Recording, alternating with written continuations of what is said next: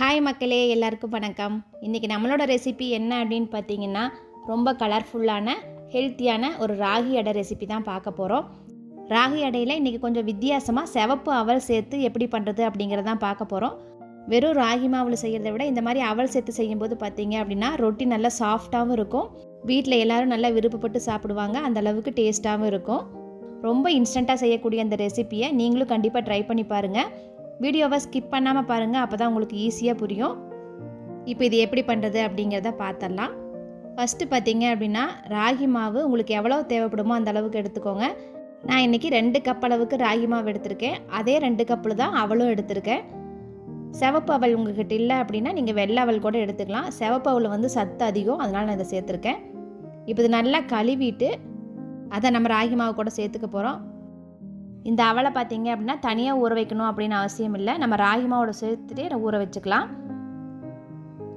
கழுவும் போதே பார்த்தீங்க அப்படின்னா கிட்டத்தட்ட ஒரு பாதி அளவுக்கு ஊறிடும். அதுக்கப்புறமா மாவு கூட சேர்த்துட்டு நல்லா மிக்ஸ் பண்ணி விட்டுட்டு கொஞ்சமாக தண்ணி ஊற்றி நம்ம ஒரு 10லேருந்து 15 நிமிஷம் வரல ஊற வச்சுக்கலாம். பாருங்கள், ஊற வைக்கிற அளவுக்கு தண்ணியோட அளவு நீங்கள் சேர்த்துக்கோங்க. ரொம்ப ட்ரையாக இருந்துச்சு அப்படின்னா அவல் ஊறி வரும்போது மாவு இன்னும் ட்ரை ஆயிரும். அதனால் கொஞ்சம் கொலன்னு பதமாக இருக்கிற மாதிரி தண்ணி ஊற்றி நல்லா மிக்ஸ் பண்ணிவிட்டு ஒரு 10 நிமிஷம் ஊற வச்சிடலாம். அதுக்கப்புறமா எடுத்து தேவையான பொருள் போட்டு நம்ம மிக்ஸ் பண்ணிக்கலாம். இப்போ ஊறட்டும். 10 நிமிஷம் கழிச்சிட்டு இது கொஞ்சம் நல்லா ஊறி பாருங்கள், இந்த அளவுக்கு கெட்டியான பதத்துக்கு வந்துருச்சு. இது இப்போ நம்ம மிக்சியில் போட்டு அரைச்சி எடுத்துக்கலாம்.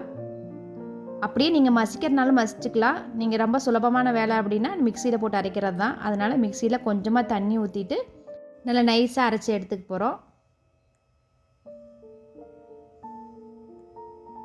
பாருங்கள், நைஸாக அரைச்சாச்சு. இது இப்போ நம்ம அந்த பவுலுக்கு மாற்றிடலாம். இன்னும் கொஞ்சம் வந்து தண்ணி ஊற்றணும், கொஞ்சம் கெட்டியாக இருக்குது. அதனால் மிக்ஸியை நல்லா கழுவிட்டு அந்த தண்ணி இது கூட சேர்த்துக்கலாம். இப்போ நல்லா மிக்ஸ் பண்ணிக்கலாம். அடை அப்படின்னாலே வெங்காயம், மிளகாய் இதெல்லாம் போட்டால் தான் டேஸ்ட்டாக இருக்கும். அதனால் துருவன கேரட்டு சும்மா ஒரு 100 கிராம் அளவு எடுத்துக்கோங்க. அடுத்ததாக பொடியாக கட் பண்ணி வச்சுருக்கிற கொத்தமல்லி தழை, பொடியாக கட் பண்ண பச்சை மிளகாய் நீங்கள் மாவு கூடையே போட்டு அரைச்சதுனால அரைச்சிக்கலாம். பசங்க வீட்டில் இருந்தாங்க வாயில் தட்டுப்படும் அப்படின்னு நினச்சிங்கன்னா மாவு கூட போட்டே அரைச்சிக்கோங்க.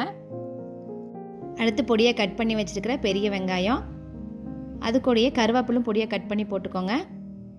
இது கூடயே காஞ்ச முருங்கைத்தலையும் சேர்த்துருக்கேன். ராகி மாவு கூட முருங்கைத்தலை போட்டிங்க அப்படின்னா டேஸ்ட் ரொம்ப நல்லாயிருக்கும். வீட்டில் எப்போவுமே நான் முருங்கை தலை வந்து காய வச்சுருப்பேன், அதை தான் சேர்த்துருக்கேன். இஞ்சி பூண்டு பேஸ்ட்டு ஒரு டீஸ்பூனு, அடுத்து சீரகம் ஒரு 1/4 டீஸ்பூன் போட்டுக்கோங்க. கூடவே உப்பும் போட்டுட்டு இது கொஞ்சம் நம்ம அப்பத்திக்கப்போ சுடுறதுனால பார்த்தீங்க அப்படின்னா லைட்டாக புளிப்புத்தன்மை இல்லாமல் பச்சை அடிக்கிற மாதிரி இருக்கும். அதனால் இது கூட தயிர் சேர்த்துக்கலாம். தயிர் ஒரு 3 டேபிள் ஸ்பூன் அளவுக்கு சேர்த்துக்கலாம்.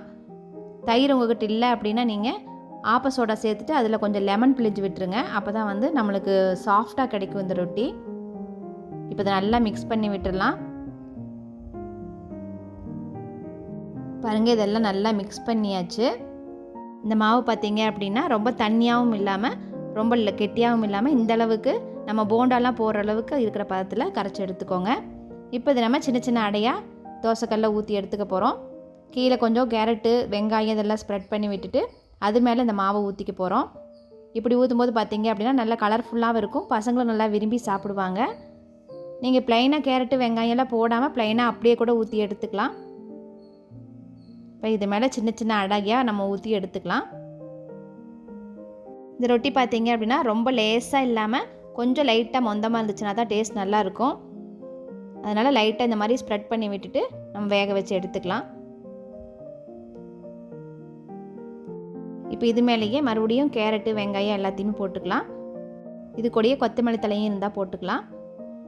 இப்போ இது மேலே நல்லா எண்ணெய் கொஞ்சம் விட்டுட்டு மூடி வச்சிடலாம்.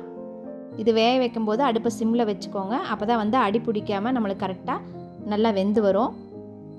பாருங்கள், மேலே எல்லாமே மாவு இல்லாமல் நல்லா வெந்து வந்துருச்சு. இது 2 சைடு நம்ம திருப்பி போட்டு வேக வச்சு எடுத்துக்கலாம். நல்லா சாஃப்டாக இருக்குங்க. டேஸ்ட்டும் அதே மாதிரி நல்லாயிருக்கும். ராகி மாவில் கால்சியம் சத்து ரொம்ப அதிகம். அதனால் வாரத்துக்கு ஒரு 2 தடவை 3 தடவையாவது நம்ம இதை செஞ்சு கொடுக்கணும் பசங்களுக்கு. இது செய்யறதுக்கான நேரமும் ரொம்ப குறைவு தான். நீங்களே பார்த்துருப்பீங்க, இந்த ரொட்டியில் வந்து நம்ம எல்லாமே ஹெல்த்தியானது தான் சேர்த்துருக்கோம். இதுலேயே மிளகாய் வெங்காயம் இதெல்லாம் சேர்த்ததுனால பார்த்தீங்க அப்படின்னா இதுக்கு சைட் டிஷ் வந்து எதுவும் தேவைப்படாது. அப்படியும் வேணும் அப்படின்னு நினச்சிங்கன்னா தேங்காய் சட்னி கூட இதை தொட்டு சாப்பிட்லாம். ரொம்ப நல்லா டேஸ்ட்டாக இருக்கும். இந்த மாதிரி நீங்களும் செஞ்சு பார்த்துட்டு எப்படி இருந்துச்சு அப்படின்னு கமெண்ட் பண்ணுங்கள். உங்களுக்கு பிடிச்சவங்களுக்கு நம்ம சேனலை ஷேர் பண்ணுங்கள். உங்களை அடுத்த ஒரு நல்ல வீடியோவில் சந்திக்கிறேன். தேங்க்யூ.